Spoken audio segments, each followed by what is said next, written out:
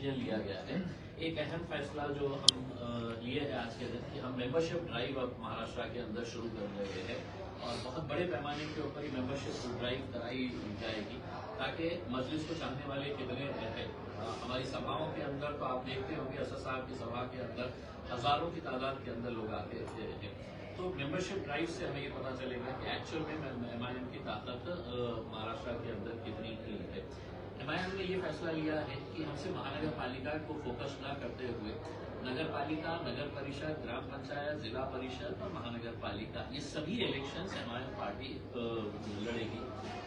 कुछ विंग्स हमारे और बढ़ाने की सुझाव आया है। पहले हमारे पास वुमेन्स विंग था, महिलाओं का विंग था, हमारे पास स्टूडेंट विंग था। अब इसको बढ़ाते हुए और भी कुछ विंग्स हम बढ़ाने की सोच रहे हैं, तो उसके बारे में भी ये फैसला लिया गया है। हर जिले के लिए एक ऑब्जर्वर्स अपॉइंट किया जाएगा। सोशल मीडिया का जो सेल है वो आपको ये पता होना चाहिए कि भारतीय जनता पार्टी अपना सोशल मीडिया सेल जो चलाती है वो लोगों को पैसा देकर चलाती है, लेकिन उनसे ज्यादा पावरफुल, उनसे ज्यादा फास्ट और उनसे ज्यादा स्ट्रॉन्ग अगर सोशल मीडिया किसी का है तो वह MIM पार्टी का है।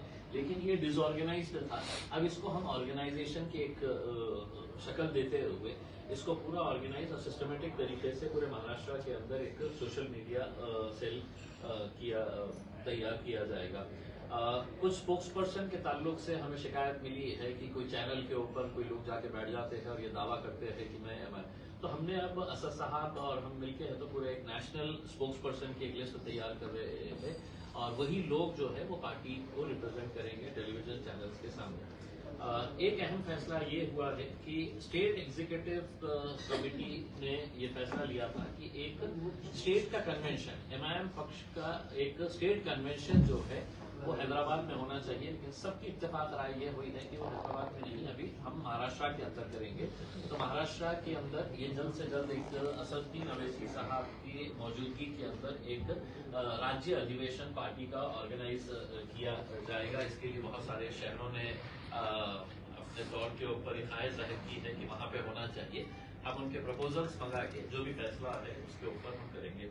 अलायंस के ताल्लुक से ये है कि हम चाह रहे हैं कि डिस्ट्रिक्ट लेवल के ऊपर या शहर लेवल के ऊपर ये डिसीजन लिया जाए कि हम अलायंस किसके साथ करें करके। अभी स्टेट लेवल के ऊपर, क्योंकि महानगर पालिका का इलेक्शन जो है वो बिल्कुल अलग तर्ज का होता है कि स्थानिक जो आघाड़ी होती है वो वहां पर मजबूत होती है, लेकिन उनका दूसरे शहरों के अंदर कोई नहीं। तो लोकल लेवल के ऊपर हमारी लोकल बॉडीज ये डिसाइड करेंगे कि हमको अलायंस किसके साथ करने का है करके। इस बारे में भी आज के दिन निर्णय लिया गया है। जो खरीद के कुछ एरिया है, खासतौर से कोंकण का जो एरिया है, हमारे रईस साहब का कहना है कि वहां पर मजलिस अभी भी चाहने वाले बहुत है, लेकिन हम वहां पर पेनिट्रेट नहीं कर पाए हैं। तो अब कोंकण के एरिया में भी, चाहे वो रायगढ़ हो, रत्नागिरी हो, अलीबाग हो, दूसरे जितने भी शहर है कोंकण के, वहां पर भी हम जाएंगे और वहां पर भी मजलिस को मजबूत करने का काम करेंगे। तो ये कुछ अहम बातें थी जो आज के इस मीटिंग के अंदर ये हुई। अलायंस को लेकर क्या कुछ कहता है कि अगले समय महाविकास आघाड़ी के साथ जाने का कुछ विचार किया आपने या अकेले चुनाव लड़ेंगे? जो भी देखिए हमने पहले ही बैठते हुए हमने ये बात कह दी थी कि लोकसभा के इलेक्शन और विधानसभा के इलेक्शन जो है वो उसमें पार्टी बहुत मायने रखती है कि किस पार्टी ने किसको टिकट दिया है करके। तो पार्टी का बहुत अहम रोल होता है, लेकिन महानगर पालिका, नगर पालिका, नगर परिषद जो है वो स्थानिक लेवल का जो कैंडिडेट होता है वो कितना लोगों के अंदर मकबूल है, वो उसका सोशल वर्क कितना है, उसका चैरिटेबल वर्क कितना है, वो लोगों पार्टी ने किसी को दे दी और उसके एरिया के इलाके के ही लोग उसे नहीं पहचान रहे थे।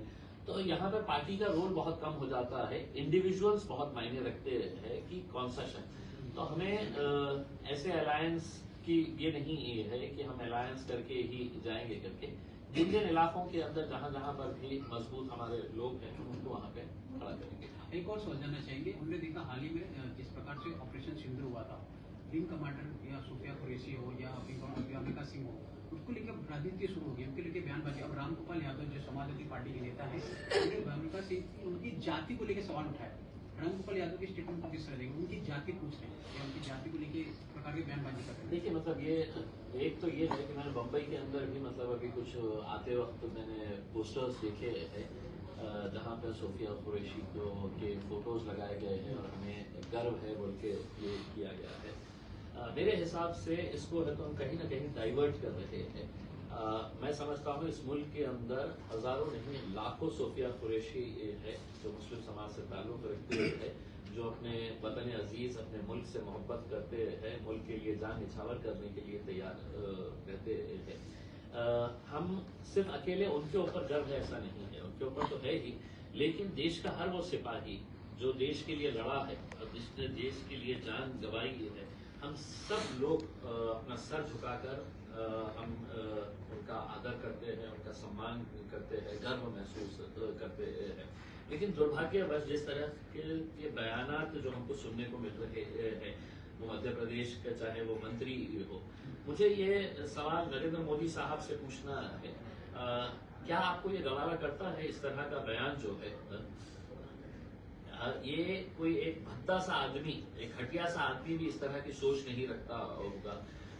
जो एक महिला जो अपने देश के लिए बड़े स्वाभिमान के साथ लड़ रही है, उसकी आप जात निकाल कर उसको आतंकियों के साथ जोड़ना, ये किस हद तक आप इसको और कहीं ना कहीं आपकी राजनीति आपको बहुत मोहब्बत है, आपको प्यार है उससे, ये दर्शाता है। वरना अगर हुकूमत या खासतौर से नरेंद्र मोदी साहब अगर ये बयान सुनते तो शायद उनको 1 मिनट भी नहीं लगना चाहिए था कि इस मंत्री को उसकी कुर्सी से नीचे उतार देना चाहिए।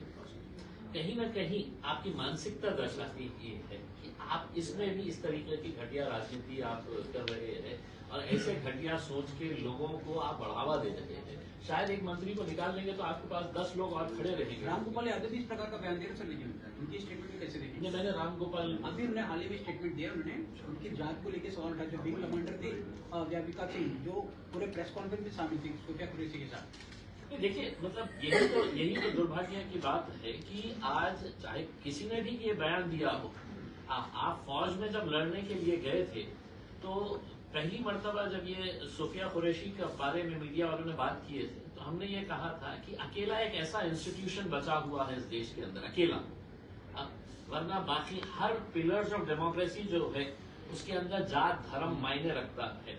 बाकी तीनों पिलर्स को अगर आपने ये कर लेंगे, उसमें सिर्फ एक ही हमारा एक ऐसा संगठन बचा हुआ है जहां पर जात धर्म कोई मायने नहीं रखता है, मजहब कोई मायने नहीं रखता है, सब देश के लिए खड़े रहते हैं।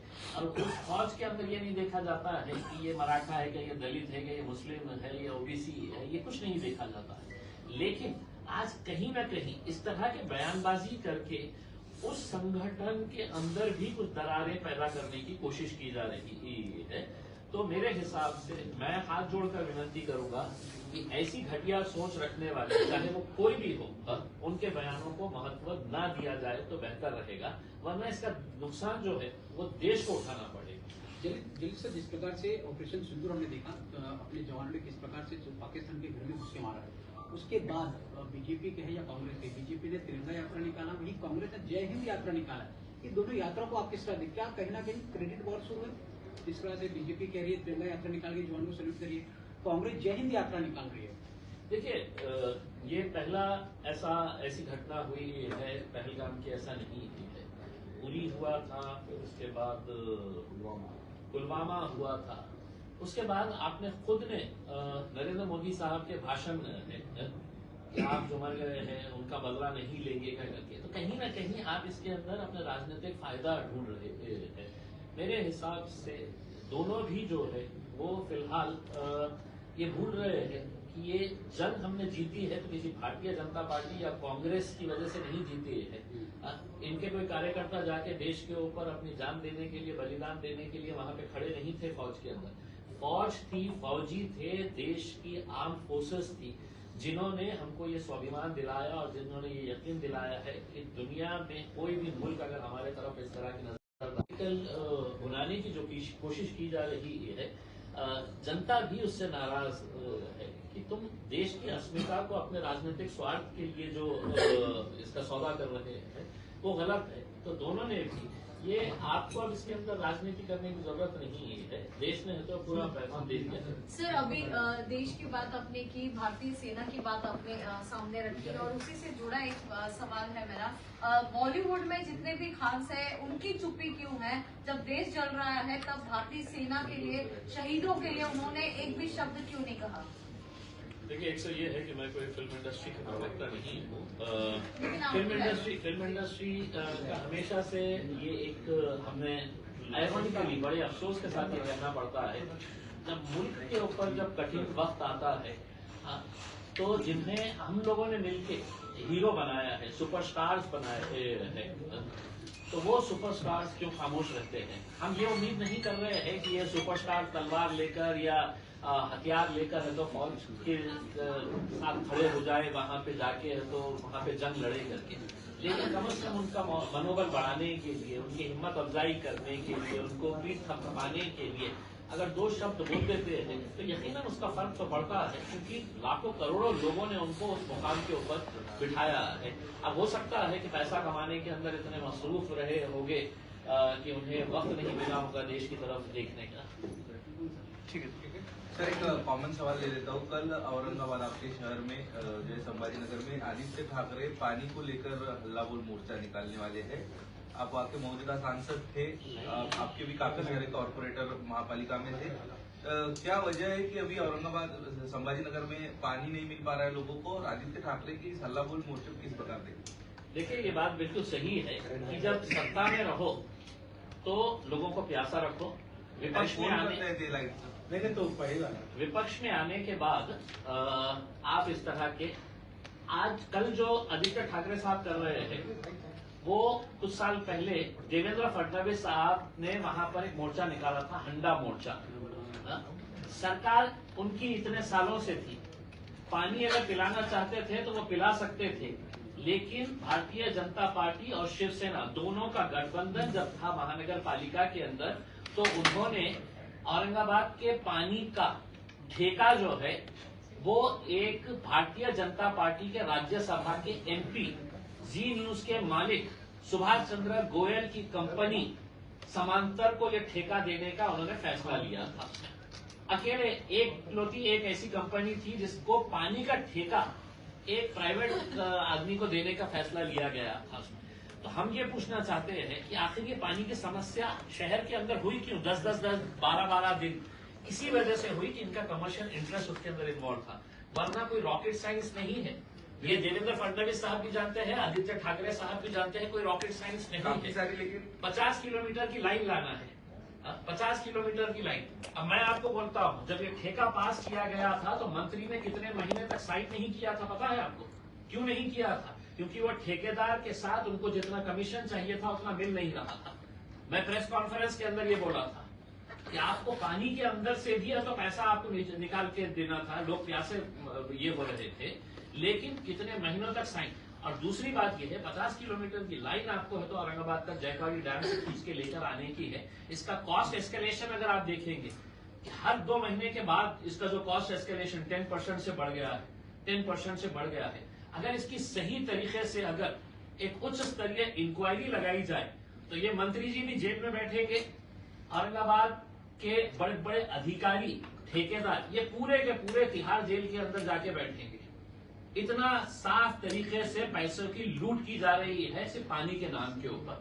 और अब आदित्य साहब आ रहे हैं, देवेंद्र फडणवीस साहब जब आए थे तो नए नए हंडे है तो उन्होंने महिलाओं को दिए थे, नए नए हंडे, और उसके अंदर 9 वाली साड़ी पहन के उनकी महिलाएं जो है वो हंडा पकड़ के डांस कर रही थी, यानी कि मतलब देवेंद्र फडणवीस साहब आ गए हैं तो पानी की लाइन खींच के लेके आ गए हैं और कल से लोगों को पानी मिलने वाला है करके। तो ये सब नौटंकी करने के लिए आते हैं। पानी का मसला एक अलग होता है, ये अपने राजनीतिक रोटियां सेकने के लिए आ रहे हैं सब। Thank you.